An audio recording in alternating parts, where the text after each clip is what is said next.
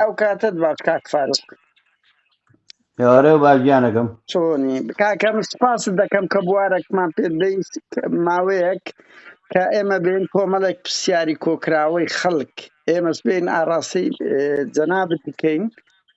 ئیتر خۆش بەڵێ ئازادی چ جواب بەدەوە ئێمەش ئازادین چ پرسیارێک لێ بکەن لەو چوارچێوەی کە ڕۆژنامەگەری یا مۆدێرن بوون ئەوەیە بەڵێ باش کاک فاروق یەکەم پرسیار باوە بکەین لە میدیای سویدی لە ماوەی ڕابردوو لە کەناڵیەکی سویدی بە ئاماژە بەوە کرا کە کۆمپانیا ئەریکسۆنی سویدی بەڵێ پەیوەندی لەگە داعشەیە چەند جارێک باسی ئاسیا سێر کراوەکو ئەو یەکێک لەو مەندووبانەیان یەکێک لەو شوێنانەی کە ئاسیا سێلیش لەگەڵ داعش لە 2014 لە بۆ هەفتە ئەو ماوەی کە کۆنتاکتیان هەبووە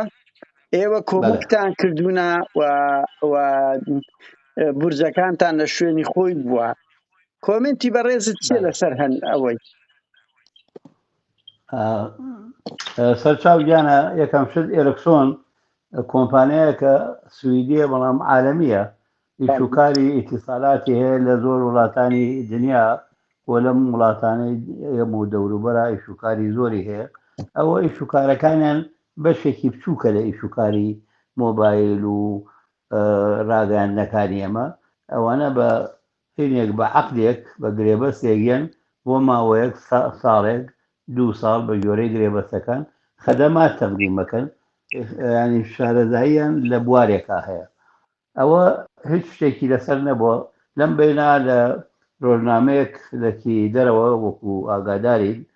لەسەریان نووسیون کە پەیوەندیان هەیە بە داعشەوە یا یارمەتیەکی داعشیان ناوە ئێمە بە دوای ئیشەکە کەوتین چووکاوتیان ناوی ئاسەسێڵیش براوە بە دوای ئیشەکەیەوە کەوتین کە کارمەندێکی خۆیان تا ئێستا ئەوە معلومە چونکە لە دادگای فراوان و ئەو شۆرانەی کە باسی کردوون یەکێک لەوانە کە ئێمە پەیوەندیمان بە ئەلکسۆنە وەکو ئەرزوکردی پەیوەندیەکە ئەوەیە کە باسی ئاسەسیاڵیان کردووە ئێمە داوامان لێ کردوون هیلمان بەرێ سەرچاوی ئەم قسانە لەکوێوە هاتۆ چونکە ئێمە ببڕای ببڕ لەگەڵ داعش و هیچ ڕێکخراوێکی ئێرهابیە ئەو نەکەینە لەگەڵ شەریکەیەکەکەین کە ئەو تەعاونی لەگەڵا بکات ئێمە تێگەیشتن ئەوە شتێکە کارمەندێکی خۆیان لە ئێرەکسۆن لەگەڵیان تێکچووە ئەم شتانەی نووسیوە ئەوان یاوانە بە مەحکەمە وایان لە ئێمە گەیانەوە بەڵام اعتیداریان بۆ ئێمە هێناوەتەوە بە شەفەهی کە ئەم شتە ئەگەین جێبەجێەکەین هیچ پەیوەندیەکی بە ئێوە نێوە بڵاوێکەینەوە ئێمە مهلەیەکمان ناونەتێ کاڵێن ئەوە بەڕەسمی جواب نەیانەوە بۆ ئەو محکەمەی کە محکەمە کرێ پێمان نەڵێن بە دواتووری بۆکەیت ئەگینا ئێمە داواتان لەسەر تۆمارەکەین لە دادگای دیاجای دەوڵەتی و لەسەر و هەموو شوێنەکە ئەو شوێنەی کە دەموباسەکەی تیا بڵاو کراتەوە ئەوە چاوەڕێی ئێمە هەندێشتین ئەگیلا ئێمە دژی ئەوەی وەکو باسم کرد ئەوانە لەگەڵ زۆر لایکە ئەوان هێ ناوی زۆر کەس براوە لەو مەسەلەیە دەست ئێمە کتوپڕ وەڵاممان ناونەتەوە هەر شتێکی کەش دەستکەوێت هەر مادام جەناب پرسیارەکەی لە ڕێیەوە وەڵامەکانتان پێگەین و جوابەکانتان پێگەین بڵاو بێتەوە بەڵێ سپاس کاک فاروق بەڵام ینی میدیای سویدی کەناڵێک وەکو یەکی سویدی هەموو کوردانەی سوید لێرن ینی وەکو کەناڵەشی مچە فەرمیە یعنی ئەڵێ بە هەزاران دۆکۆمنتمان لەدەستا و ئەریکسۆن لە دوێنێ پێرێ راپۆرتێکی هەبوو هەموو پیادەی ئەریکسەوە کۆمپانیای ئەریکسۆن بە خێفەکەیەوە لایەندا بەشەشی لەسەر ئەو پەیوەندیانەی داعشە کە دەڵێ 20 ملیۆن کڕۆنیان داوە بە داعش باشە پرسیارەکە لێرە دروست دەبێت کاک فاروق ئێوە لەگەڵ کۆڕەک من ئەوە زانیارم هەیە نازانم چەند دەقیقا چکو نەمشماردووە ئەڵێ نزیک 1000 بورستان لە 2014 لە بۆ 17 لە بن دەسەڵاتی داعش لە مووسڵ و تکریت و حەویزە و ئەوانە هەبووە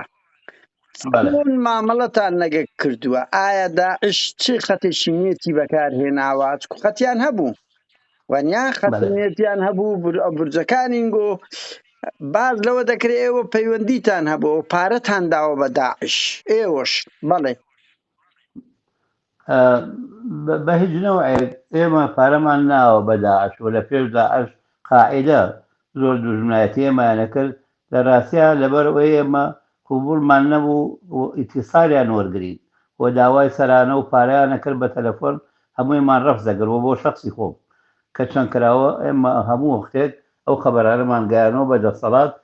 دەسەڵاتی ئەمنی لە وڵاتەکە لە کوردستان لە عێراقا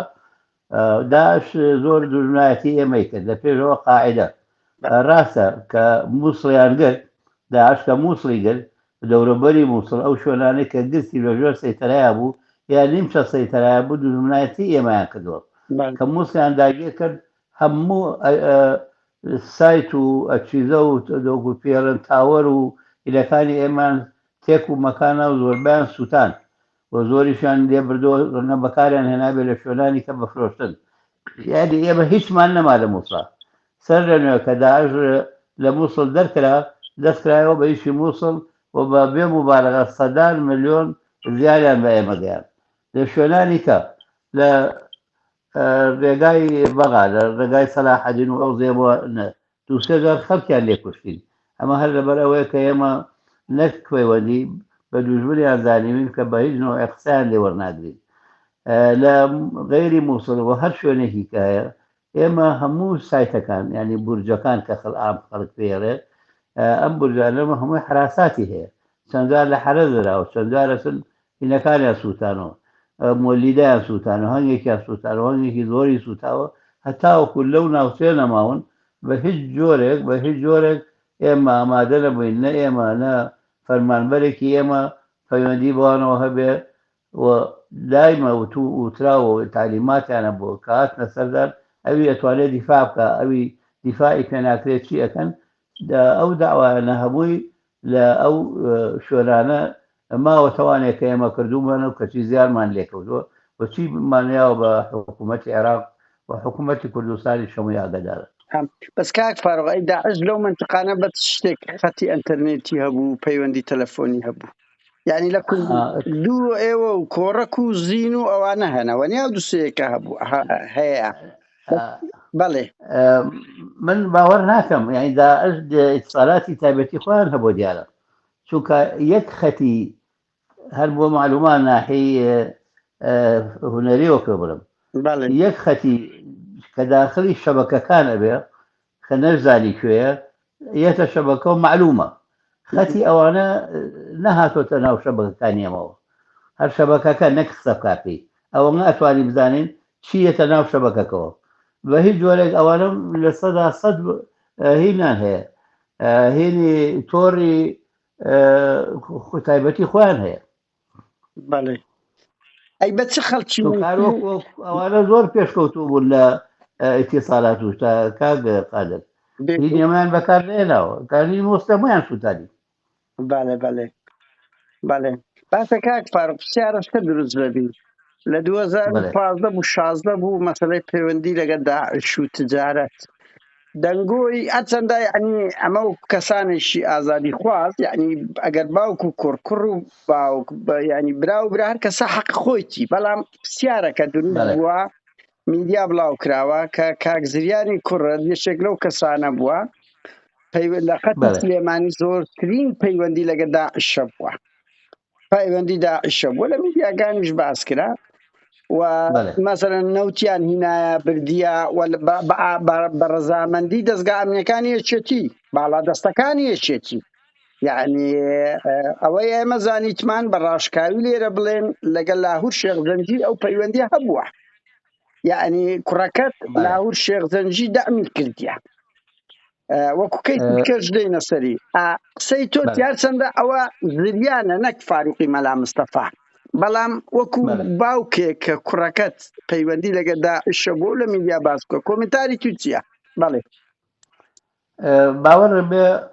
بە هیچ جۆرێک ئەو کوڕی من پەیوەندی بە داعشەوە نەبووە بۆ جر بە داعشە وەکو فکر یانی ناڵێن لە جۆپایە لە شەڕە بەڵام ئیشوکاریشی کە هەبێ نەوتیان بۆ ئێمە هێناوە زۆربەی ئەمەیە بۆ شەریکەکانی خۆمان لە بازیانەوە و لە شەریکەی کارەوە لە هەولێر و ئەمانەوە ئەینا پەیوەندیان بە داعشەوە نەبووە دوارە ئەمە هێناونە بۆ کۆمپانیاکە خۆمان و شۆلانی تر و بە تایبەتی نەوتی ڕەش نەوتیان لە داعش نەکردووە کاک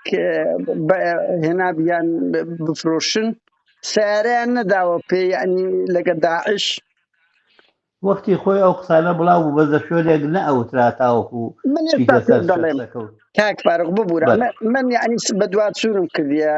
ئەوەی ئەریکسۆنیش یعنی کۆمپانیا ئەریکسۆن خێپەکەی دەرکرا لەسەر ئەوە کە پەیوەندیانە بووە من ئەو پرسیارە لێ دەکەم واز لە میدیا بینی ئایا کوڕەکەی تۆ هیچ بەشدار نەبوو یەکێک لەو کەسانە دیارەخۆ ئەو هەموو نەبوو یەکێک لەوانە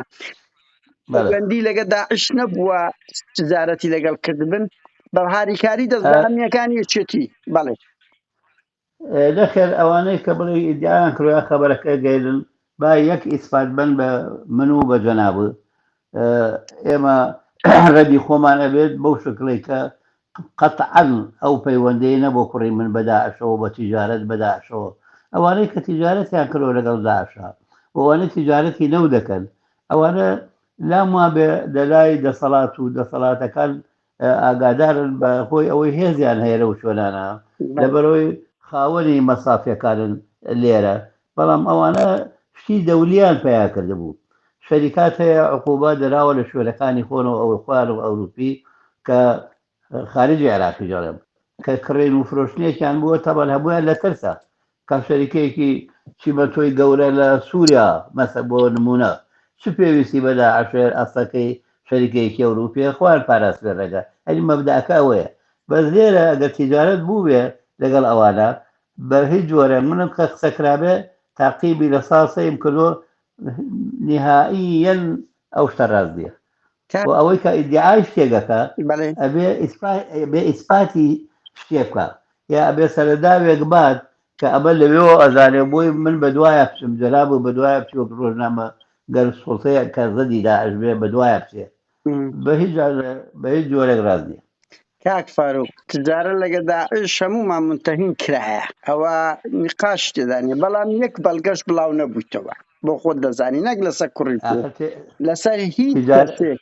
لە کوردستان بە حکمەوەی دیموکراسیت نییە بمبورە کە ئەو کۆمنتارە دەدەم دیموکراسیت نییە عەقڵێکی میلیتاری زاڵە شتەکان شەفاف نییە وەچی ئەوروپا نییە بۆیە هیچ کەسێک بەڵگەیەکی نییە ئێستا هیچ بەرپرسێکی ئیداری و ئەمن باڵا تجارەتی لەگە داعش کردیە وەک چۆن هیچ بەڵگەیەک نییە کە تیرۆری شەهیدەکانی قەڵەم کراوە بنمونە بەڵام هەمووشمان دەزانین تجارە لەگە داعش کرایەوە دەسەڵات پارتی و یەکێتی خەڵک تیرۆر دەکەن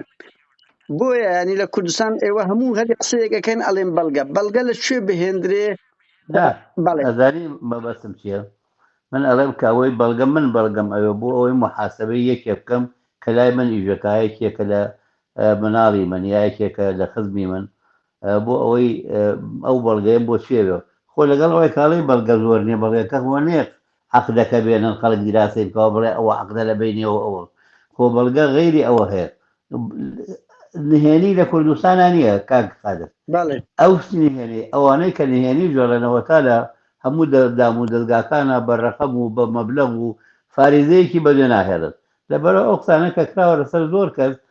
ڕاستی ڕەنگەتیا بوو بێ بۆ ئەوانەی کە کردووانە و تیجارەت لەگەڵ داعش کراوە بە ئاشکرا لە هەموو شوێنە بڵاو کراوەتەوە بەس ئەو ناوەی کە جەناب دەیڵێ قەتعەن تیانە و من قەت ممکن نییە قبوڵم کردا لە ژیانماوە ئێستاش و لە دوا ڕۆژیشە شتی غەیرە قانونی بکەم بەڵێ وڵات کوڕی شتە کاک فاروق ینی کە لە تەمەنی تێپەڕی خۆ ئینسان ناتوانێت ینی ئازادە چ دەکەی ئەما ئەو کەسەرکی ئازادی خواست یعنی من پرسیارەکە ئەوە کردم لەبەرەوەی تۆم لە بەردەستە ئەگەنا ئەتوو حەقی کوڕی خۆت وەرناگری ینی حەقت نییە لەسەری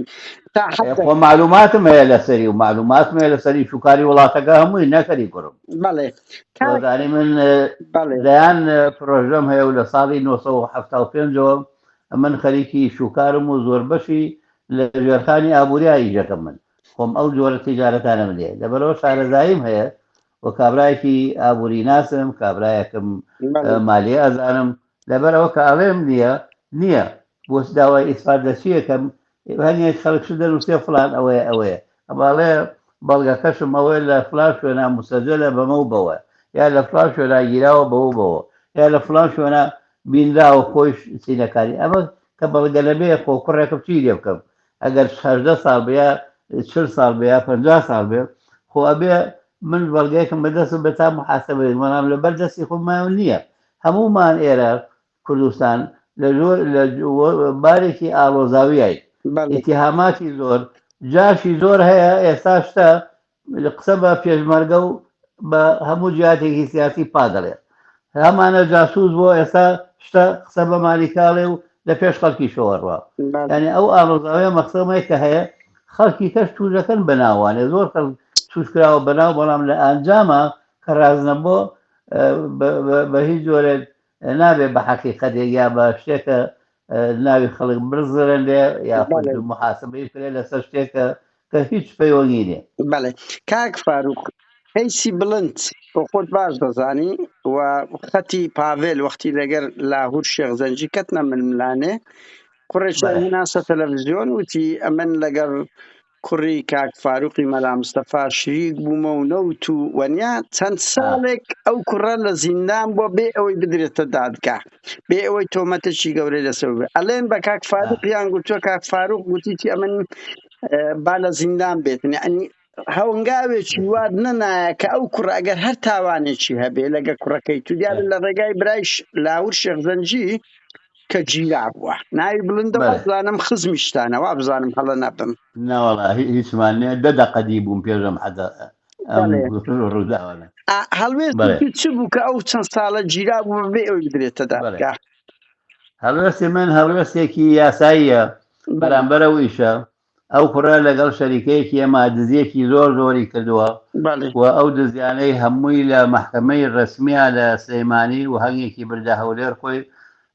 ئەمانە دادگا حکمی 6 ساڵیە 6 ساڵەکەی تەواو کرد و برایەوە ئەنجا داوایەکی مەدەنی هەبوو بۆی ئەو پارانەی کەلایەتی ئەمە نوقەیەکە زۆرم پێخۆشم پرسیارەی جەنابوو ئەو کوڕە کە بەرەڵا بوو هێنایانە سەر تەلەڤیزیۆن یەکێک لە تەلەڤیزیۆنەکان بەلای هەموو کەسانێک کە ئێمە ناسێ و ئاگای لەو مەسلەی ئەو کوڕەیە کە بڵندی حاجی عەلینەوە گەنجێکی سەر بە شێواوە ئێستا ڕەنگە جاکە کەمە بۆ حکم راوە تەمیز کراوەتەوە تەمیز ڕۆژەوە بەسەریا و ڕاوەتەوە کە بەر بوو لە عەفوێکا بەر بوو ئەوانی کە نەیگرێتەوە بەڵام داوایەکی مەدەنی لەسەر بوو بۆ ئەو پارانەی قەرزارە نەتی ئەنجامی چی بێ باشە کە هێنایانە سەر تەلەڤیزیۆن خەڵک هەمووی ساوەڕێی ئەوە بوو کۆمەڵێ بازرگان و خەڵک و عینەکان واکرا بۆ پرۆگرام بەڵێ محکەمە کە لە محکەمە حکم براوەکە و بەشەی تاو کردووە هەمووی بەڕێوشۆنی خوا ڕۆشتووە محامی خۆی هەبووە ئێمە محامیمان نردووە شەریکەکە بە ناوی خۆشمەولە بۆ بە ناوی خەڵکێکەوە کەسەر بە منە ئەمە نەتیجەشی دەچوو ئەو نەتیجە پێ بڵێم زۆر خۆشە ئێستا من وەسیقەیەکم لایە هەروەی کەبەر بوو پاش تەلەڤیزیۆنەکە هادی اعترافی لای من کرد و لە ڕاستیە مەکتەبی کاک بابڵ تاڵەبانیش هاوکاریان کردین لەوەی پێمانوتن ئەمە کەکرێ ئەمە درۆیە ئەم کابرایە حەفز بووە لەسەر جەریمەیەکی گەورە و ئێستا بەرەڵا بووە شتیکەی لای دیسانەوە محامی ئەمە داوایان لەسەر قەید کردەوە بۆ ئەو پارانەی کە لەسەرێتی و کە خواردۆتی شەریکەکە هەمووی نەتیجەی دەچوو نەتیجە ئەو کوڕە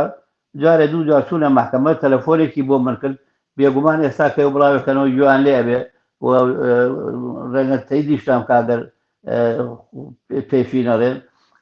بڵندی حاجی عەلینەوە هاتە لای منوتی من ڕێم ئەو شتێکە بکراوە شتێک بۆ پێم خۆش نەبوو من پارەم لای خەڵکی کە هەبوو لای ئێوە نییە ئەگەر لەم داواشتانەی داهات و لێم ببووری تۆ دەسەڵاتت هەیە لە ناو کۆمپانیای خۆتانە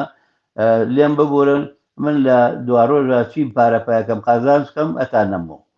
وتم باشە تۆ دان بنێبەوە ئەوەی کە تەلەڤیزیۆنەکە کراوە چۆن بۆچی نێ من بەدوایە ناڕۆم بەڵام شتێک دەرخە بۆ شوێر بۆ من بۆ ڕێی عام جارێ بە لە سنوورێکی هێنا زۆر داخراوە باسیەکەم بەڵام بۆم بنووسە چوو ئەو نووساوی یاوی نەتێ ئەڵێ من فڵانم ئەو شتم کردو ئەتیدارێنێتەوە زەرەرم کردووە لە ئیشوکارە بەڵام من دانی پێ ئەنێم کە من هیچ داوایەکم بەرامبەر کاک فاروق کوڕی کاک فاروق ئەوان نییە کوڕی هەر کۆمێکیانە بوو بەراو و ئەمە ئەڵێ من 61 ملیار دیناری ئەو کۆمپانیایە قەرزدارم لەگەڵ 53 ملیۆن دۆلار ئەمانە بە خەتی خۆی ئەو کوڕە لامە من هەمووی هەیە ئەگەر لایەکی کە بڕێوانێ ئەینەرم بۆ دۆنابوو بە ئیمزای خۆی بە ئیمزای دوو کەسی کاربەدەست لە کوردستان. یعنی تو پێت وایە ئەو برا بڵند حاجی ئەو کوڕە بڵند لە ژێر زەخت باڵی پاڤێل دژی لاهور بەکاریان هێنا و ناوی کوڕەکەی تویان لەگەر برای لاهور شێخزەنجی بەکارهێناوە، یعنی چیرۆکەکە وانە نەبووە لە ژێر زەخت ئەو احترافەیان پێ کردووە. جیاوازە خۆی ئەم کوڕەنێ ئەم کوڕە کە بەرەڵابوو بە حەقەت لیان ناوە یا تازیبی بن بەعکسەوەی تیامەکە بوو کە ئەیپارێزن ئەوە شتێکە باوکی ئێکێتی بۆ شەهید بووە ئەمە شەیە ئەمەش عەفی خەڵکێکی زۆرە جوڵێ لە بیما فیهم خۆم لە نەتیجەی ئینەکە ئەسبابەکان ئەمەیە ئاوا بوو ئەوەنگە قەرزارە کە قەرزارە ئەی چی لێ کردەوە بە پارەیە ئەمە ناکەوینە درێژەی ئەوە بەڵام ئێمە لێ خۆش بووین لە مەحکەما ئەو چی داوا و ماوا و ئەمانە کە بەتەما بوو بچێت و پاڵی پێوە نێچیوێ شتێکی نێ داوای تێبوو لە سەرێکی لەوانەیە مەکە دەستیانە بۆ لە فرانن و نافرانن هەمووی خۆی تەقدیمی مەحکەمە کراوە ئەوە شتێکە براوەتەوە هەموو کەسێ کەسوکاری خۆی و ڕێیەکی دەور و پشت ئاگایان لەوێ زۆر سپاسی منیا کرد و من لە عینی کاتاکاڵێم ئەمەی کاک بابڵ مەکتەبی ئەو ئەمەیان کردبوو لە چاکە و لە کوژاندنەوەی مشکلەیەکە بۆ یەکێکە کە سەر لێشەوا بوو کوڕەشەهیدێ بوو هەروەنگەیەوە ئێستا بۆ خۆی ئەسوڕێتەوە و جارجارە سەلامە لە منیژەکە. بەڵێ کاک فاروق بچینە سەر ملک و یعنی کاک فاروق مەلا مستەفا لە سلێمانی یەکێک لە سەرمەدارە دیارەکانە لە سلێمانی کە یعنی پارەیەکی باش لە کۆمەڵێک پرۆژە سرف دەکاتن کە ئەوە وەکو سەرمایهدارێکی نیشتیمانی کە شتێکی باشە پارەکانت نابێ دەرەوە لە ناو نیشتیمان ئەو خاڵە زۆر پۆزتیفە یعنی بە هیوان هەموو دەوڵەمەندێکی کورد لە کوردستان مەشاریع بکە بەڵام ئیتر ڕەخنەمان لەسەر شتی بکە هەیە ئەو شتەکەیە تۆ ئەو ملک و ماڵی هەیتت دەنگۆی زۆر هەیە کە حسەی ماڵی لە سکرتێری کۆنی یەکێتی نیشتیمانی کوردستان لە بۆ ئێستا کوڕەکانی تاڵەبانی حسەی بەشی شێر هی ئەوانە ئایا سەد ئەو ممتەلەکاتانەی هەیتت ئیخۆتە یان چەندی بەنمونە ئێستا خۆ بەڵگەیەک بڵاو بۆ کە 125 پازدەیە چەندە ئی نەوشیروان مستەفایە وایە نە ئی کارگەی بەیتیفاقە بەڵێ یعنی ئەو ممتەلەکاتی نەوشیروان سکرتێری کۆنی کۆچکردووی گۆڕان بووە چەند لە ممتەلەکاتی ممتەلەکاتی ماڵی تاڵەبانی یان یەکێتی نیشتیمانی کوردستان یان ماڵی نەوشیروان مستەفایە. با لەوەی کاک نەوشیروانەوە دەست پێ بکەیت چونکە قەلەی زۆر هینە ئاسانە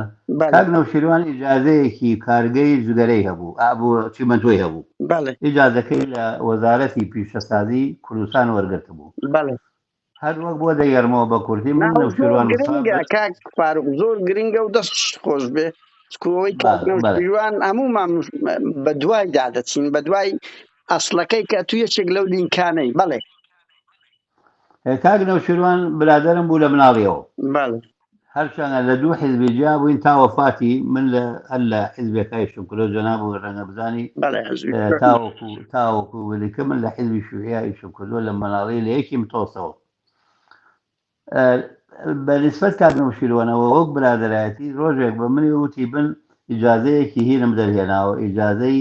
دامەزرانی چیمەندۆ تا ئێستا بە سێ کەسم و تۆ ناوەکاری پێوتم ئەم سیانە نەیانتوانێەوە ئەمە بکەن پارەیان نەبوات و چاکە لەگەڵ بۆیان نەکراوە ئەخیریان شتێکی تیا سەرف کردو و ئەویش براوەتەوە ئەگەر تۆ یارمەتیم بیت وەکو هاوڕێیەکی کۆن ئەمەم بۆ بکەی من زۆر مەمنون بە چونکە لەوە بەوڵەوە من لە دنیا هیچم نییە تا ئێستا ئەمە شتێکە تەسکی نەوشیروانی ژەکەەوە حقیقەتی ئەو ڕۆژانەیە لە سا 15 ئیجازەکەی لە سا هەر هیلێکی کە هەبوو خەڵکی هەیبوو بە لە سا 15 بە جەماعەتێکی کردیان بە معامل لە سا 15 راوە بەو ئیجازەی کاک نەوشیروان لە سا 85 هیبنە بەڵێ ینی من دروستم کردەوە ئەو ئیجازەکەی وەرگرت 15 پێدا لە پای بەڵێ ئیشێکیان تیا کردبوو بەڵێ ئیشێکیان تیا کردبوو ئەردەکە ئەردی بەشەی وەرگیرا و سیاجێکیان بۆ کردو ئەوەی کە وادیابێ بۆی تاو نەکرابوو سێهم کەس بوو وتی ئەگینا فاروق ئەو ئیجازەیەم مودەی بەسەر چوە لێمە سەگنەوە کەمەن ئەوەختە ناڕێک بوو لەگەڵ ساڵی چەند کاک فاروقەوە ساڵی تۆ بڵێ 6 ساڵ لەبوو پێش 7 ساڵ لەبوو پێش هەرەوە کاگنەوشیروان بەڵێ ئینتاجی هینەکەی نەبینی ینی ئینتاجەکەی بەسەر یاڕۆیا تازە تەواو بوو ئەگەر خۆم حاضر کرا بەرەقەمە مایتێ بەڵام ئەوە کاگنەوشیروان لە هینا بوو ڕێکەوتم لەگەڵیا هاتم لەگەڵ شەریکەیەکی چینیان ڕێکەوتم تۆ جەناب بێ بدانی کە ئێمە ئەوەی سومعەیەکی تیجاری هەیە سومعەی بانکی هەیە توانێت قەرزکە هەیە توانێت لەگەڵ شەریکات ڕێکەوێت ئەو شەریکەی ڕێکەوتم لەگەڵیانە کە لە کوردستانە دوو شەریکەی کەشیان هەیە بە کەیبەن بەڕێوانێ ئەمەی ئێمە کارێن ئەمە سێهەمە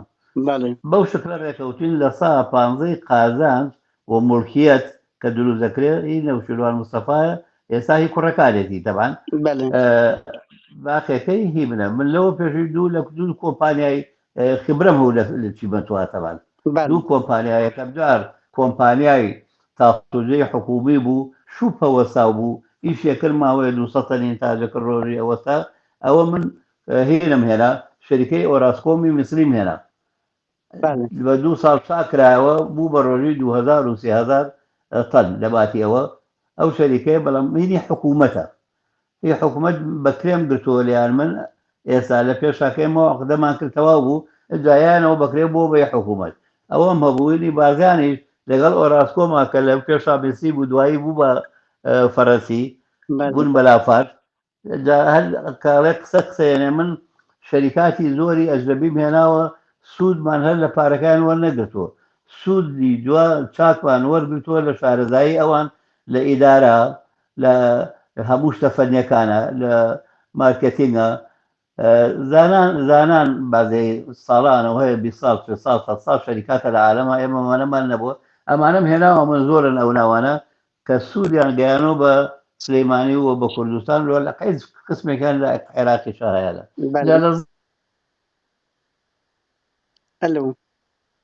تێکیانە هیچ غڵەتێ لە مۆزوعی کاگنەوشیروانانێ ئیجازەیە کە وەری گرتو هەوڵی یاو بێ بە شتێک و لەونەوە ئیجازانە زۆر بۆ فرۆشاوە دەسا و دەست ئەو بۆی نەکراوە من ئەوەم کردووە تا ئێساش ئەوان لە سا 15 هەیە نەداگیرکردنە نە بە زۆرە لە غەڵەتێکی قانونی تایە ئەی ماڵی تالەبانی جۆجەنا بە ڕەنگ ئەزانی من پەیوەندیەکی زۆر برادەرایەتیم لەگەڵ مامجەلالە هەبوو بەو پەیوەندیەوە ئەزانە مشتێکە هەمیشە خەڵکێکی ئەوان ئەگەر لە شتێکە هەبن ئەوە نییە ساحێبی شت بن شەریکە ئەگە شەریکاتمانەیە مساهمەیە مساهمە کاگە قەدر حینە هەر کەسێک پشتێکی بچووکی هەبێ لە دینارێکەوە بۆ ئەوە یەکێکە لەو شەریکەیە بەڵام شەریکە گەورەکە هینی کێە دەسەڵاتدارەکان و موەسیسەکانە لەو بابەتە ڕەنگە لە یەک دوو شتاکە هەن شتی زۆر بچووکە خەڵکی سەربەوان سەر خۆیان ئەمانە شتێک نییە ئیستیغلال کرابێ یا بە زۆر بە من کرابێ و منیش زۆر دۆستی مامجەلال بووم وەک شەخص ساڵانێکی زۆر ئاشکرایە لای هەمولایەک لە ئاشتی و برایەتی شەڕی بینی ئەوان و پارتی شاکردنەوەی ئێمە من لە سکرتارێتی لیژنەی ئاشتی و برایەتیا بووم دەورێکی زۆرمان بوو لە ئاشتوی بینیانە ئەو پەیوەندیانەمە بۆ من ئەوەندەیە یعنی کاک فاروق دوایە ماڵی مامجەلال هیچ مەشروعێکیان نییە لە لای تو و ئەگەر هەیەیان بێ با ئەو پرسیارە بکەن ینی مامجەلال ئەو ئیمکانیەتەی لە چێ بوو لە کاتێک لە ئەو سکرتێریە چێتی بوو وەنیا ئەو مەشارەکانەی لە چێ بوو کە بەخۆی یان هاوسەرەکەی هێرۆخان یانەوەتە کوڕەکانی بەنمونە تۆ ئەڵێ مەساهمەیەکی بچووکیان هەیە بەس ئەوەی ئێمە زانیمان بە پێچەوانەوە نسبەتی پارەی تو لە سلێمانی 15ە لەو مەشروعانە ئیوانە زۆربەی یەکێتی ئەوانە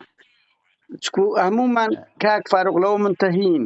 بچووکترین پرۆژە لە کوردستان دەکرێت ئەو دوو حیزبە ئەو دوو بنەماڵە ئیجازە نادەن مەشاکل دروست دەکەن ئەگەر حسەیان تێدا نەبێ ئەوە دەیان چیرۆکەیە کەس ناتوانین کۆڵی لێ بکە تۆ بە پێچەوانەوە وا پیشان دەدەی کە ئەوان مساهمەیەکی زۆر بچووکیان هەیە وەکو بمەدمونە و کاکنەشیروان 15 هەیە بەنمونەوە دەڵێم بەڵام ئەوەی بزانیتمان بە پێچەوانەوە تۆ لە بەشەشی هەرە گەورەی تۆ بەڕێوە دەبی بەنمونە 185 ئیوان بێ 15 ئیتووە کۆمنتت چیە لەسەوە من پرسیارە لە تۆکەم بەڵێ باشە لەم گۆڕانکاریانە کە بووە بوون و نەبوون و شەڕ و ئەم دوو حیزب و ئەولا ئەولا ئەمانە ئەم ینی بڵین ماڵی مامجەرات ئەگەر ئەم پارە زۆرانیان هەبوو بێدەنگە بن لە من وەڵای من نازانم کاک فاروق ئەمەیە ئاخر من پێ دەڵێم بەوشە بەو جۆرەیە کە بە دۆناو دەڵێم وە بەڕەسمی شوێ بڵێم بۆ با هەموو کەس بزانێ بڵاوێکی تۆ جەناب بوو مام دەلال بۆ ئاسێسەل 2 ملیۆن دۆلاریاوە بە من وەک شەخص مساهمە بۆ یەکێتی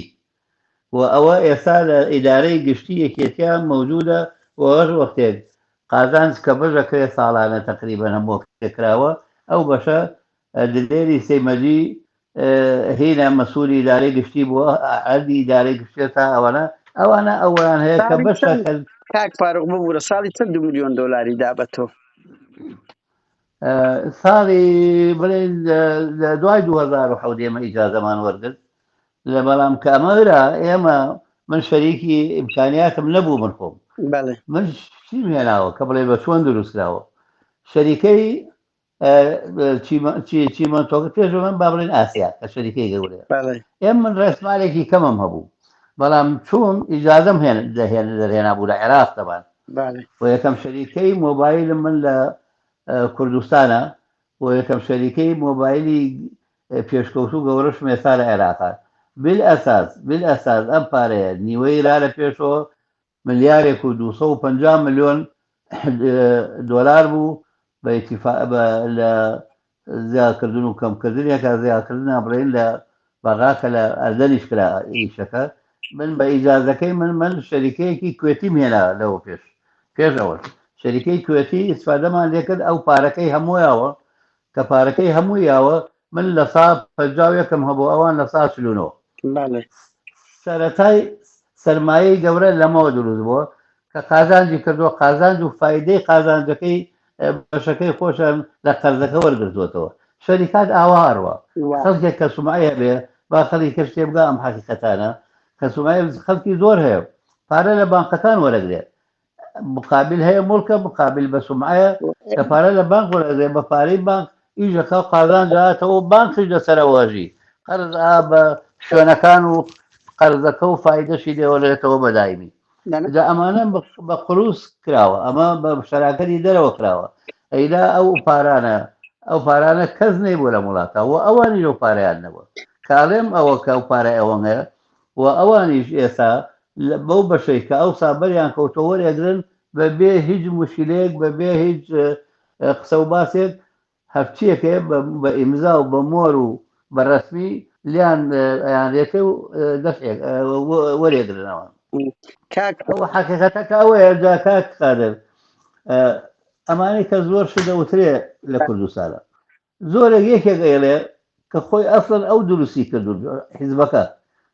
بۆ داپۆشینی ئەوەی خۆی کە ئایبیش نییە و هەوڵا لەگەڵ حیزبێکا شەریک بێ بۆ ئەگەر ئیشەکە قازانجی وڵاتەکەی تابێ من دایمەڵێمە میشانەی من هەمە قازانجی ژێرخانی ئابووری تایە معامل هەمووی اتصالات فەنادق خەستەخانە ریسایکلین من کردومە ئەمانە بەشێکی گەورەیە لە دروستکردنی بنیەیەکی تحقیق باش لە ئابووری ئەم وڵاتە و 1 مەتر ئەرز و 1 فلسیشم لە خارج نەبوو نە ئەبێت تا ئەمڕۆ ئەڵێم ناڵێم ناوێ دوایی بەڵام هیچم نەبردووەتە دەرێ ئەوە قازانجەکەی اقتصاد نییە قازانجەکەی پێگەیاندنی جیلێکی تازەیە لە پیشەسازیە وایە کاک فاروق بەڵام ئەزانین چیە من لە بە هەندێک ینی کچێک موقتەنە ناتوانین بین یعنی ئێمە دەوڵەمەندێک لەگە برادێک دیداری کردیە ئەڵێ ڕۆیەک 5,000 شقه لە هەر شقەی $1,000 قازانج کردی ئەو عمەر فەتاح گوتیتی ئەگە دوو لە بۆ من نەبێ 2 ملیۆن لەو 5 ملیۆنە ئەمن بۆت ناکەم یعنی قەزم لەسەدەیە دەیان ئەمە لە دەستمانە ناوی دەیان ئێستا جەناب ئەوان دوو ناولایە ئەو برادەرەی کە پێی وتون وە کاک عومەر فەتاح وانە بەڵێ ئەوە تۆ نمونەیەنێتەوە بەس پەیوەگیان بە منەوە نیە ئەو پرسیارانە ئەزانم ئەو پرسیارانە لە خۆیان بکەیت وەڵامە بنەوە من ناتوان وەڵامی ئەوە بمەوە بەڵام یەکشت داوا لە جۆراب دەکەم یعنی ئەم قسانە کە ئەڵێن ئەوە بڵێ بەچیا ئەزانی ئەمە قازان جەبەژەکرێ هەمووی مسجلە ئەسهومە مەسەل ئاسیاشتی گەورە بێ سەهمی هەیە لە بۆرسەی عێراقا لە سووقی ئەوراقی مالیە ئەمە هەر یەکە 1 دیناری هەبێ سامەکە بە ناوی خۆیەتی لە زۆر شوێن مسجلەوە ئەزانی مەبەستی مەچێکاک فاروق پارتی وێچێتی هەردوو بنە ماڵا یعنی ئەوە ڕێی منان ڕێی تو بۆ خۆت سودا بەدەیەوە ناگەینە قەناعات سەرمایەدارە لە کوردستان بێ خاوەن ئەو هەموو ئیمکانێتە بێ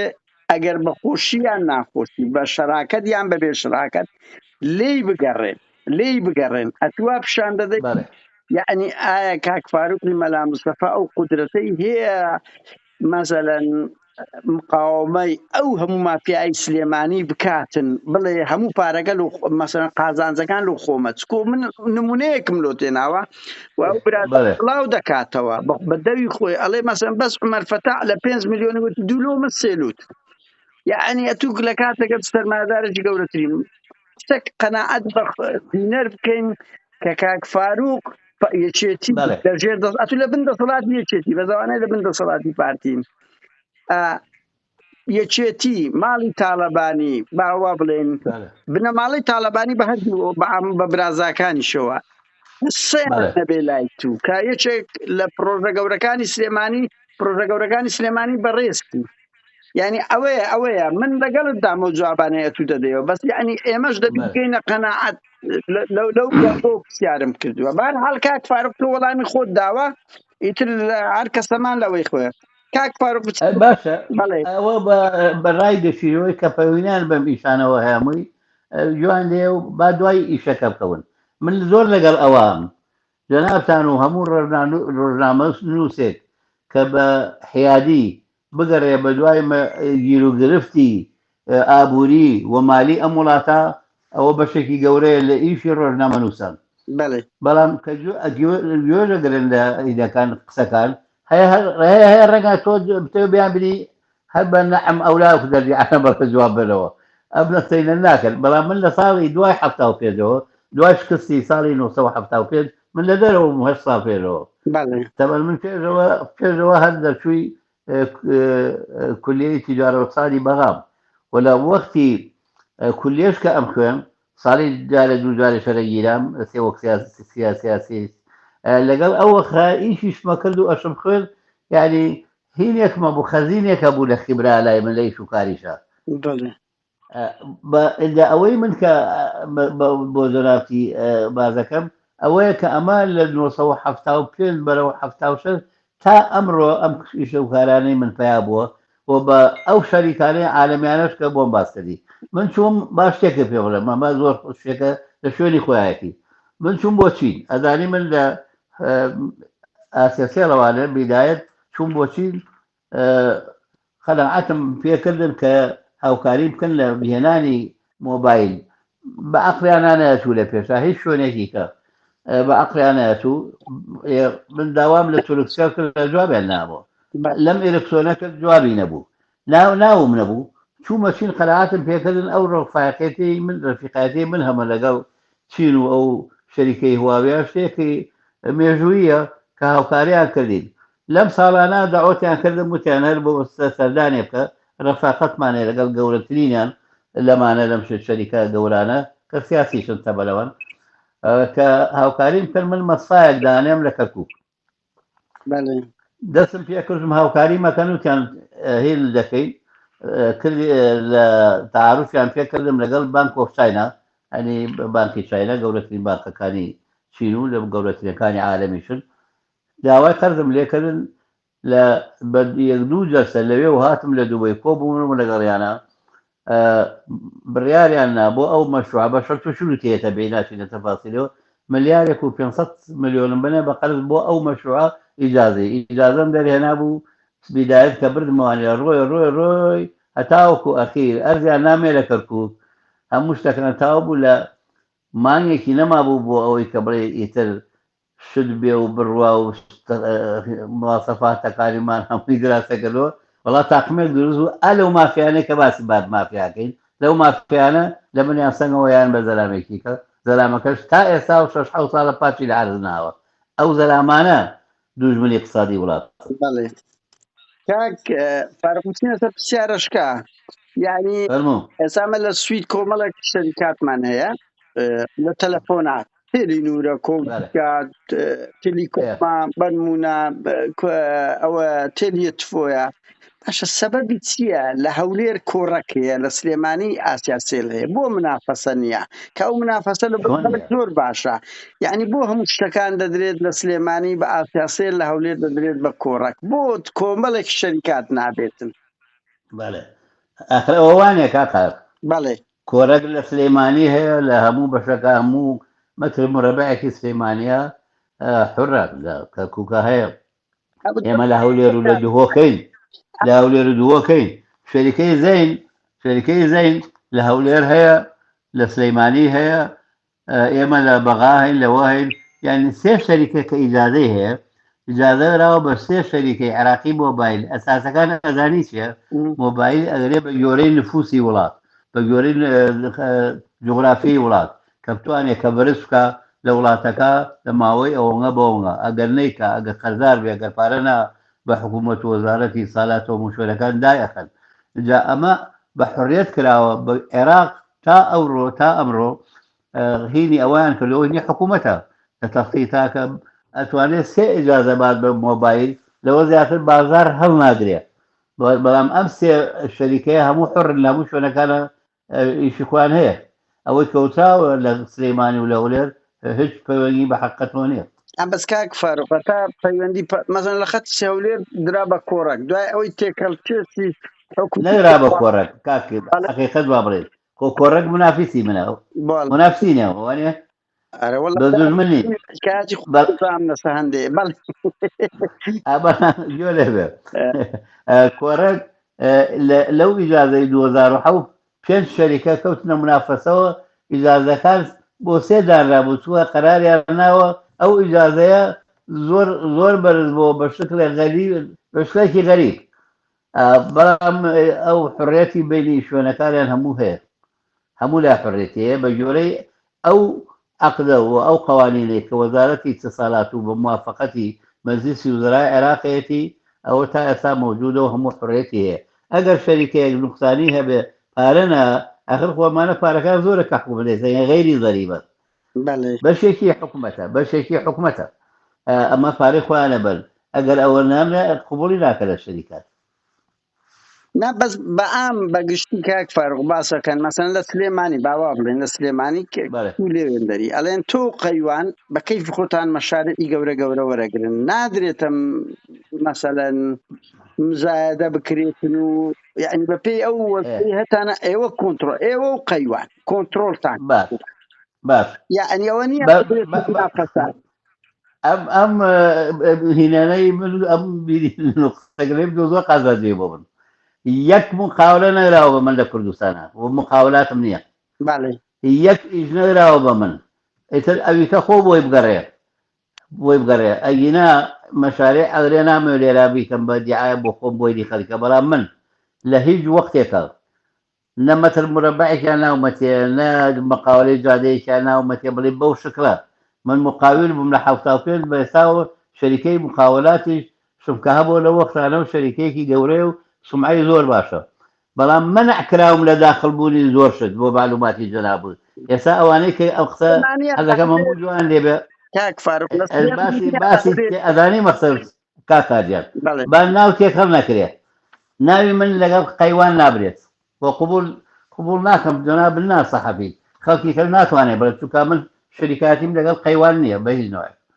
و ئەو ئەوانەی کۆمپانیەکەن ئیژەکەن مخالفەی حقوق قوانین ئەڕۆن با دوو لا محاسبەی بکەن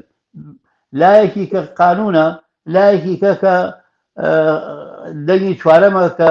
ڕۆژنامە نووسانن یا دیعلامە ئەوە من هەرەوە نالێت نەخۆ من وەکو نمونە مێناوەگە ناگەزانم قەیوان چۆن دروستوە کشێ فاتر لای ئێوە کاری دەکرد ئەوە من تەهین لەوە دوای ئەو بخۆیان دیابووینەتەوە ئەوان مەقەزمان لەوەی لای منیش کاری نەکردەوە فاتر لای من نەبوو لە شوێنی کە کاری کردەوە تازەن بە گوێرەی زەمن تازن بەڵام ئەمەی تشت پەیوەنیەکان هەمووی معلومە ئێستا ئەسرار نییە لە وڵاتانە بەڵام من مقاولات نیان هێشتۆ داخلی بم بە زۆر حیجەی سیر بەڵام مقاولات وەک جەناب دەڵێ هێراوە بە مخالەفە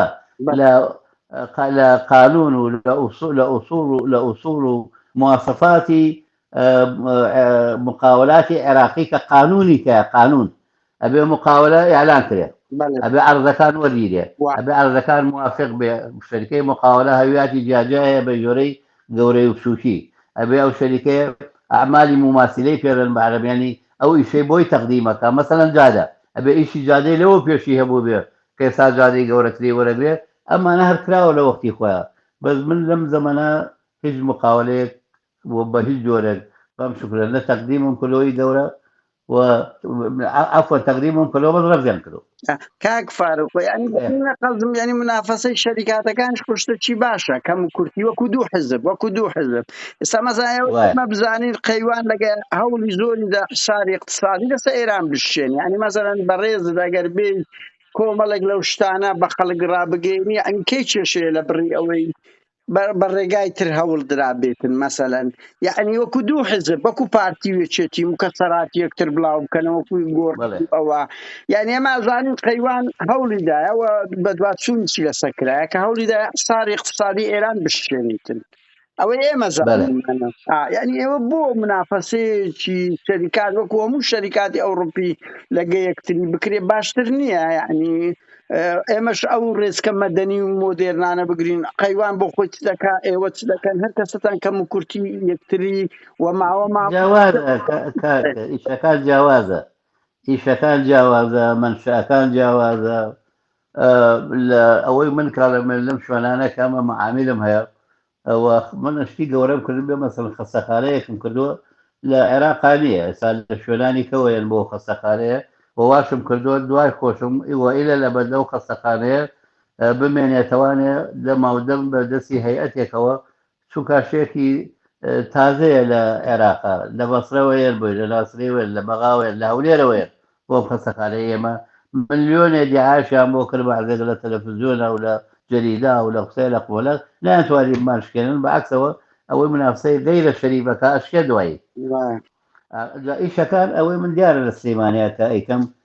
هینی پێوە دیارە هەمووی سیمای خزمەتی پێوە دیارە کاک فاروق بچینە سەر تەوەرشکە تۆ باگراون شوعی تەیە وەنیا ئێستاش پێ چەپا و شوعیە لە ئەخافتن و ئەوانەدا تۆ ئێستا فەرمایەدارە چی ئەمە ناڵێن وەکو مارکس ملک و مامی با و باپیرێمو لە خزمەت فکرەکەدانا بەس فاروقی مەلا مستەفا ئەو ئیدعاانەی لە شێستەکانەوە کردی و دەیکا چەند لەگەر کرێکار ژن و حقوقەکانی لۆ دابین کردووە چەندە لە خزمەتدانی داناوە من دوای ئەوە دێمە سەر هەندێکشکا بەڵێ بفەرموو بەنسبەت هینەوە هەر وەکو مارکسی من مارکسیم هەر بەڵێ ئەگەر لە عوسبەت الئومە لە ساڵی 1920 کە دامەزرا نوێنەری ئەمریکا وتی من لە ئەسڵێکی کرێکاریەوە هاتووم نوێنەری ئیتیحادی سۆڤێتی بۆرجوازیە ئێوە چۆن باوەڕی پێکەن ئەو جوابێکی تاریخیایەوە وتبووی ڕازەکە ئەو برادەرە بەس منیش و ئەوش خیالەتمان لە تەبەقەکەی خۆمان کردووە ئەوە خزەی تاریخیە ئەنجا ئەمە من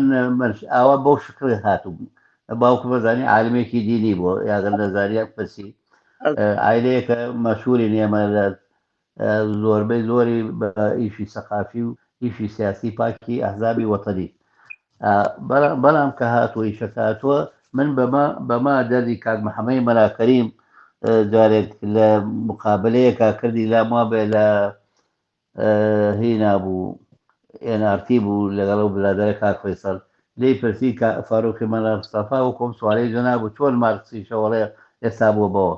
کاک محەممەد معلوم ناوی بیسۆیکە لە ئەدیبە گەورەکانی میلاتی کورد گومان شتیشما خوێنەوە کەسایەتش دیارە بەڵێ کاک محەممەد جواب بیاوە تەلەڤیزۆنە ئەڵێ فاروق لەسەر عینی ڕێڕەوی ئەو سای ئەڕوا بە جۆرێکی کە خزمەتی ئابووری وڵاتەکەکە بە شێوەیەکی پاک ئەوە زۆر کەزابانە وسرااو دەمە هەر بۆ زانینەکان باشە لەم مەجارانە ئەمجا من مخلصم بۆ بیر و باوەڕی خۆم من لەگەڵ کرێکارە لەگەڵ کرێکارمان زۆرە هەموو خەڵکێدارێ کە قساکرێ لە شەریکاتەکانە لە مەساحەتی مۆزەف قساکەم نەک مەساحەتی موسایمە گەورەکان کە خۆمێکێکم لەگەڵیانە وەزعی شوێنەکانی ئێمە زۆر دیارە کە پەیوەنگی ئیدارەکان لەگەڵ فەرمانبەر و کرێکارە پەیوەنگێکی زۆر ڕاست ئەلو بەڵێ بەڵێ کاک فاروق تۆ وەکوم خۆت مارکسی ئێستامە لە وڵاتێکی سۆسیال دیموکرات دانا خوا با ئەو یەک شێوە ڕاستکەمەوە کاقاجان بەڵێ فەرمو مارکس سەرەتی نەبوو هیچی نەبوو مامۆستا بوو بەس ئەنگلیس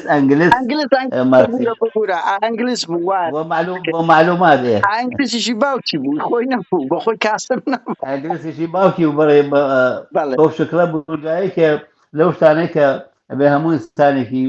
شەف با بڵێن خەڵکە باوەڕی بۆ نیە ئەنگلیس نەیهێش مەزاری هەبێت وتی من بسووتێنن لەکەم خەنە تایمسەوانێ بۆ ئەوەی یەک مەزار هەبێ چینی کرێکاری دنیا چە سەردانی کاکەوی مارکسە بەڵێ کاک فاروق ئێستا ئەمە لە وڵاتێکی سۆسیال دیموکرات دەژین کە چەپەکان بڕوایان بە سۆسیال دیموکرات پێیان وردە بۆرجوایە کەچی بیمەی بێکاری هەیە بیمەی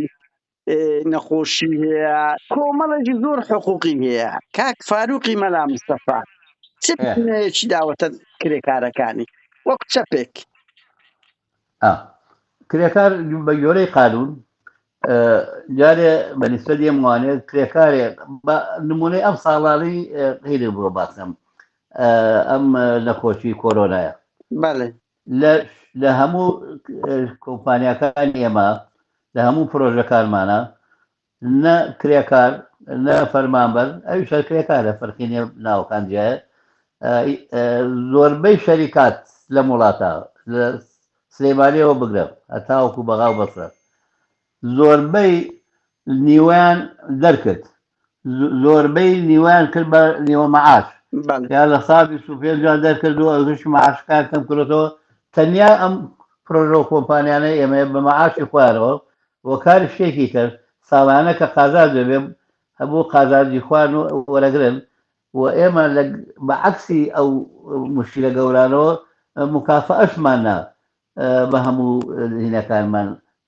دارەکان بە ئیشەکانمانەوە ئەوە نمونەیەکە لەوەیەوە موش ئەزانن کە بە سەبەبی بنم کە ڕئیسی شەریکەکانم ئەوەنگە پێکراوە بەغەیری ئەوە کاخار باشیکە بۆ ئەلاکەم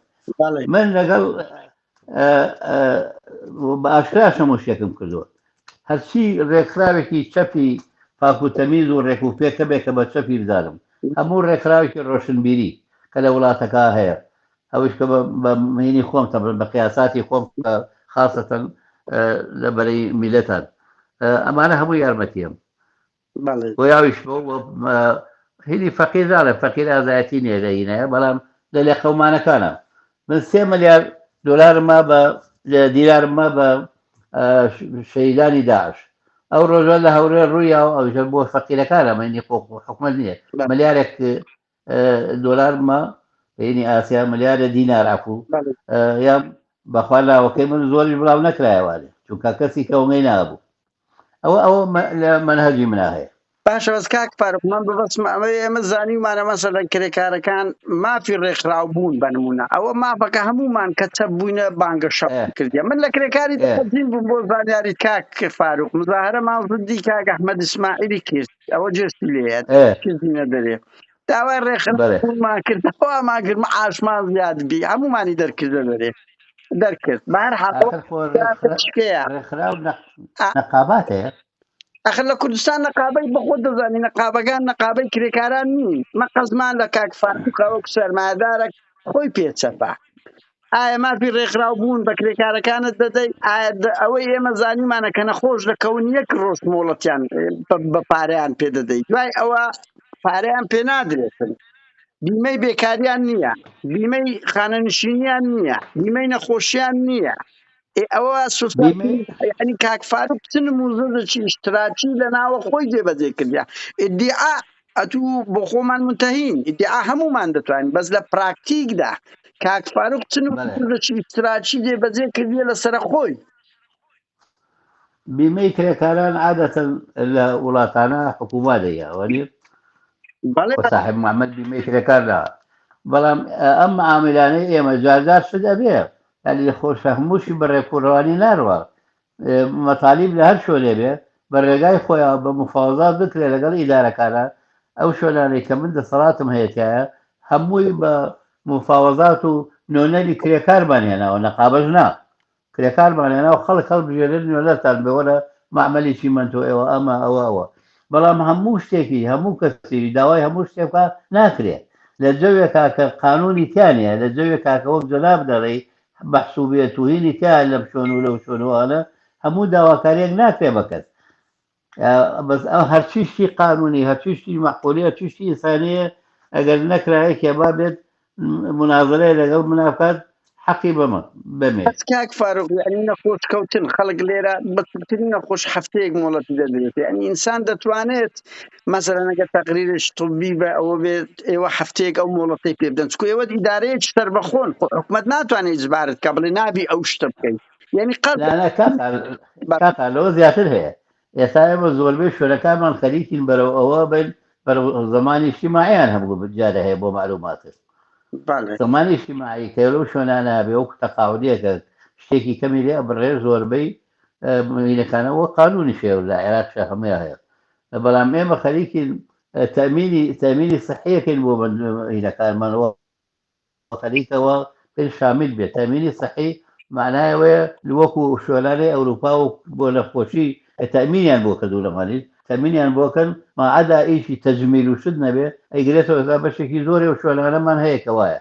کەچن لە خەستەکانەی خۆشمان کە پێشکەوتوترین خەستەخانەیە بە دکتۆرێەوە بە ممەڕیز و ممەڕیزاتێەوە بە دەرمانی غەیری مزەوەرەوە ئاخرەوەشمان بەسەراتۆ لە وڵاتە بەڵێ وایە ئەوانە بۆ ڕێگا ڕۆشینەوە بۆ دیعاانێ ئەمە ڕۆشین و هەموو کەسێک کە گوێی لەمە بێ بپرسێت شخصی کە بێ هەر ئەتوانێت بینێرم بۆی شەرەکەن لە شوێنەکە خۆشم خۆم دەرگاوم کرا بۆ معروفە خەڵک لە تۆ داوای تۆ هەموو تەلەفۆنی هەڵەگری ئەوەم هەموو تەلەفۆنی هەڵەگرە بوون وەلەم ظروفا هەژار زۆرە هەژار وایە هەژار زۆرە و من بە جۆرەی توانە تەقسیریم نەکردۆ ئەوەش پەیوەندی بە دروستبوونی خۆمەوە دروستبوونەکەش ئەو بیر و باوەڕەیە کە لە مێشکما بوو کە تیا ژیاوم و وشی ئەساسی بەدابوو کاک فاروق بەسەر یەک دوو پرسیارکەیس ئەوە لێ بکەین ئەو پرسیارەشم لەبیر چوو ئایا تو بوار دەدەی ڕێکخراوی ژنان بێتە ناو کارگە و شتەکانی تۆ دەستدرێژی سکسی لەسەر ژنان لە هەموو شوێنەکە لەو سوودا مایتوو لەو دنیاە ڕۆژێک بەرنامە لە ئەمریکا مایتوو وابزان بەو ناوە بۆگە دەقیق نەبم هەموو لە ئەمریکا و ئەوروپا و لە سوید و هەموو بازەوەیان دەکرد دەستدرێژیان کراوەتە سەر لە هەموو ئاستەکان قەت بوارد داوە ڕێکخراوی ژنان بچن جێت ئەمە دەزانین لە کوردستان مافیا کە پەیداوەیەکێک لەوانە دەستدرێژی سکسی یەکێک لەو حاڵەتانەیە لە هەموو شوێنەکەیەوە زۆر بە بەربڵاوی هەیە ئایا کاک فاروق بواری بە ڕێکخراوی ژناندایە شوێنەکە هەیە لە ژنان ڕابژیرێتن کە دەستدرێژیان دەکرێتە سەر ئەگەر لە ئەوروپا بکرێ یەبێ لە کوردستان چ بکرێت کە ئەو هەموو چاو برسیە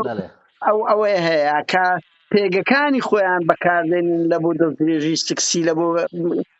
ئەوەی پێکردنی هەزوو ئارەزوە سکسیەکانی خۆیان پارە لە مەنسەب هیچ بواردە ڕێکخراوەکی ژنان بچێتن لەگەڵ ئەو کارکرێکارانەی ئێوە لەگەر مۆزەفەکان قسە بکات تا ئەو معاناتەیان چکەوەش معاناتێکی ناو ژنانە بۆ خۆمان ئەمەکەگە چەپ بین ژن و ئەوەی هەیە بەڵێ بفەرموو کاک فاروق. بەڵێ ئەوە تۆ جەناب خۆیەک مؤسسەی ئەمنی نین ئێمە، بەڵام ئێمە وەکو مؤسساتی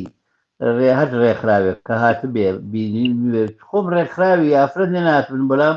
ئەوی بە عەقڵ ماتۆ هاوکاریم کردوون لە ئەوڵی ڕاپەڕینەوە باوەڕم بەوە ئەو ڕێکخراوانە ناڵێم هەمووی تەواوە ڕێکخراو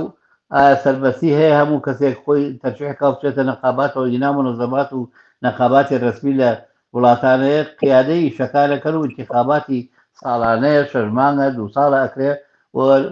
هینی خۆیان هەڵەبژێرن حتا لە انتخاباتی عامە ساتواگا لێ بە لە ئەمریکا جنوبی ئەم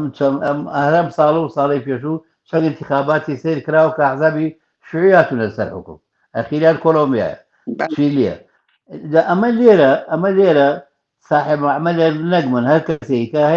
هەیە ڕەدی توگناتەوە باوەڕی بەوە نیە، بەڵام بەلای ئێمەوانێ شتێک نەکراوە لە کارگەیەکە لە شوێنەکانی کەمانە لە خەستەخانەکە دەزرێژیە کرابێ و لێ بێ دەربێت ئەبەدەن نەک دەزرێژی تەواو هەر یعنیشی بێ ئەدەبیش کرێ بەرامبەر ئافرەتێک قبوڵ نەکراو ناکرێت. کاک فاروق بواردەبێ ئەگەر ئێمە هەندێک ئافرەت بنێرین قسە لەگەڵ ئەو هەندێک ئافرەت بکات بزانین لەناو ئەو دەما یعنی وەکو دامەزراوەیەک کە ئازارێکی ژنان هەیە لە هەموو شوێنەکان بواردەدەی ئەوە کۆمەڵێک ئافرەت بێن بچن دیدار لەگەڵ هەندێک ئافرەت بکەن بە مطلقی باشە سوپاس ڕێگای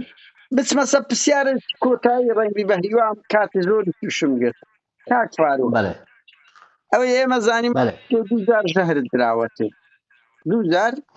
دراوەتێ لەلایەن دەوڵەتێک گومان لە ئێران هەیە تا چەند ڕاستە کەسیە ژەهر درابکەت ژەهریان دابێت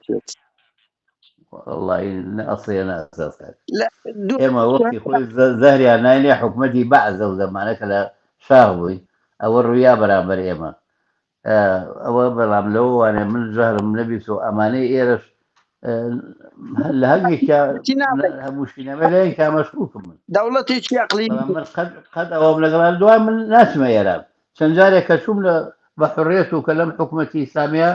وەفدێک سۆبنی تیجاری هەر ئەوەنە ئەینا زۆر هاتووە ئێران و ئیشم لەگەڵ ئێرانیشانێ هیچ نەخۆ ئێران کاک من نمونەیەکی کاک نەوشیروان با پێ بڵم جارێک پێیان گوت بۆ سلێمانی ڕزگار ناکەی وت کاکە ڕزگارکردنی بەسیتە بەس 315 وەکر بۆ خۆ دەزانی کە دەکرێت کورد بن لە مەحافەزەی سلێمانی هەیە ئاخر ئەوانە بە کارەکانی خۆیان ئێرانمان دەکەن خۆ ئێران مەرزنیەت بچێ ئێران بە هەزاران ئەمی اطلاعات هەموو مخابراتی دنیا ئیسرائیل لە کوردستان وجودیان هەیە کارمەندیان هەیە خەڵکیان هەیە خواردنی یعنی ئەوەی ئێمە زانیمانە دەوڵەتێکی ئەقلیمی 2000 ژەهری داوەتت و هاتیە لەندەن عیلاجی خۆت کردیە و گەڕایەوە من پرسیار لێت دەکەم لۆم هاتووە جوابیان بەرەوە من لە حەڤەی دەی 1996 تووشی جەڵتەی دڵ بووم لە سلەیمانی ئەو جارە بە ئێران ئاڕۆشتم تەبم بە عێراق نەمەتوانین بڕۆم بە ئێران ئاڕۆشتم حەڤە ڕۆژ دلیان نامەوە دوخول و خروجیان پێ و بۆیان لێ نام بە هەوڵێکی زۆر کارە پاش حەڤە ڕۆژ چوومە لەندەن لەوێ ئەمەلیاتی دڵم کردن ئەم مۆبایلم بۆ یەکەم جار لەوێ بەدەستی خەڵکەوەتی مۆبایل تازە بوو لە دەریشەوە وەختە ئەم پرسی ئەمە چۆنە تەفسیری چۆن ئەو خاڵم لەو خەستەخانەوە هاتە منهەجبەوە من ئەو ئەمەلیاتە کراوم لە لەندەن ئەوە هیچ علاقەی بۆ هیچ زەهرێکم نەخواردەوە بن بەڵێ ماوادی زەهراویاندا پێت بێت کاک فاروق دوایین پرسیار کارگەی بازیانت هەیە بازیان نازم ئەمەلی ببوورە من لە سویدم پرسیاری خەڵکە لۆم هاتیە وتاری ئەگەر غەڵەت بووم داوای لێبوردن دەکەم لەوە لە ناو ئەوەنیما کارگەی بازیان نازانم هەیە چەپ و ئازادی خواردەسە مەسەلەی ژینگەیەکێک لە مەسەلە هەرە گرنجەکانی ژیانە وانە بەڵێ هەمومان دەبێ بەڵێ ڕێز لە تابان جنگە بکەین لە هەموو دروستمێک زیاتر باوە چەپ ڕاست بەڵێ ئیسلامی بەڵێ لە ئەوروپا مەسیحی هەموو وایە تەوەرەك لە تۆرەگانی ژینگێ ئەڵێ ناو کارگەی تو زۆر ژینگە پیسکەرە زۆر ژینگە پیسکەرە بەڵێ کاک فاروق ژینگەی لە کارگەکانی دەپارێزی ئەزانی چۆنە ئەو کارگانە بازێزار فیلتەریان هەیە فیلتەر ڕێگای ئەو سوفیلە ناچێتە دەرەوە بازێکی هەردوو کەڵە ئەوەی بازیان لە ساسیهی منە بەڵام لە پێشا زۆربەی من بوو بجابن چیم کردووە ئەگەر خەڵکی کەشفێر بێ بە شتم گۆڕیوە مەنهەجم گۆڕیوە شتم کردووە نیوەی هی من بۆ نیوەی فرۆشتەوە شیکەم پێ دروست کردەوە ئەوەی بازیان بلا ئەساس من دروستم کرد لەگەڵ شەریکەی ئۆراسکۆما دوایی بوو بە شەریکەی لاڤارد ئێستا لاڤارد ئەکسەریەتە لەوانە فرۆشتۆشی کەم پێ دروست کردووە ئەوە یەکێکە لە سەرکەوتنەکانی من کە ئیشم زانیە و ئیدارەم زانیوە و ئەم بەڕێگای ڕاستی خۆیان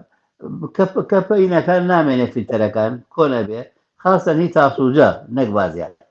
تاسوجە معمەلەکەی زۆر کۆنە هینی پەنجاکانە ساڵی پەنجاکانە لەو بینانە کە هینی فیلتەرەکان خراپ بوو داوای فیلتەرەکەی نەماوە چکە ئەو نوع ئەمەعمەلە ئەو نوع ئەمەکیلانە نەماوە هەوڵ لەلا کە تەبەڵی خۆشمانەیە حکوومەتە بێجار گرتومانە فیلتەرەکان وامان کرد لەو شەریکە کۆنانە دروستی کەن بۆی بە تایبەتی هۆ دروستکرا و براوەتەوە خەلەلێکە بێجارجار لەوا بەڵام موبالەغەی تیاکرێت بەڵێ بەرحاڵ بە هیوان ینی مەسلەی جلینگە ینی نەکرد لە هاوڵاتێکی ئاسایی دەبۆ سەرمادارش وەکوتووە لە بۆ هەموو حزبەکان دەبێت ڕێزی بگرین بۆ نەوەینەوە کارمان لێرە خەڵک گوێی لێ سواری تیارە نابێتن بەڕاستی پاسکل دەکات سەرک وەزیرانەکان لەوە چیە ڕێز بگرین بەڕێوی ئێمە نابێت سەیری ئەوڕۆکە سەیری ئایندەش بکەین کاک فاروق ئەمە نیچ قسێم با جوابێکەوە بەمەوە کاخار بەڵێ با جوابێکی ئەوە بەمەوە تاقە ئیش مەشروعکە کرابێ بۆ ژینگە غیری ئەوانەوە مەحمەلەوە ئیژەکە بەس بۆ ژینگە من کردومە وە ساڵونیوەکە ئیژەکە حکوومەت بە گۆڕەی عەقلی خۆی پارەکانیش نا بەڵام هەر ئیشی پێکەم من خۆڵ و خاشاکی سلێمانی کۆ ئەەکەینەوە ئەیبین لە تاجەرە و مەحمەلێکماندانەوە پێڵێن ڕیسایکلین ئەم ڕیسایکلین ئەوە نێ جای کاتەوە یا جاران هینیانە کرد خستە شاڵە و دایانە پۆشی ئەموو ئەبوو بە غازات هەمووی ئەمە بۆ میکرۆب ئێستا سلەیمانیمانەمە ڕزگار کردووەوە تەقدیم کرد بۆ هەولێر بیکەم هەر جارەکە ڕێک دەکەوت لەگەڵ ئەوان بڕێیت بەڵامەوەی من ساڵونی شە ئینتاجەکەین حکوومەت بە یۆرەی بە وەزعی نەبوونی پارە هەر ئینتاجی خۆشمانەکەین و حەقەکەش مانانێکەن حەقێکی بەلەدەیە بێ وەرگری ئەوە یەکەم مەشروعی گەورەیە لە عێراقا بۆ پاراستنی ژنگە چونکە خۆڵ و خاشاک زۆر زۆر لە دفنەکەیە لە سووتانەکە هەمووی میکرۆباتە بڵاو بێتەوە ئەوە من کردومە کەسی کە لێ کردووە 6 ملیۆن دلاری تێتوە 6 لێوە نەگرتوونەتەوە موچەی مۆزەف نەدەن چۆن دەدەت من موچەی مۆزەفم هەمووی دینارێکی کەم نەبووتە نانەم قەزم لە بکێ کاک فارق دوای پرسیار ئەگەر بە 1 دقیقە جوابم بدەیەوە ینی پێت ناخۆش نییە بڵێ مەسەن 70 ساڵی لەو تەمەنەی کە نووس دستە بووە نووس جارە هەمومان غەڵەتمان هەیە ئەوی جوولە بکە ئەوەی کردیە زائیدە نەزا مەزاندەشتی خۆم ئەمەن ئەتوو بەبیر دێتەوە بە سەردەمێک لێکدانەوەمان کردی و ئاگامان لێ نەبووە بەڵام کاک فاروقی مەلا مستەفا لە چ شتێکی خۆی پەشیمانە چ هەڵەیەکی گەورەی مێژوویت کردیە من بڵێم چونکە هەرچی شت هەیە خۆی ئەمەی جەناب بوو بە شتێکی باش بوو من بەڕاستی چونکە من لە مناڵەوە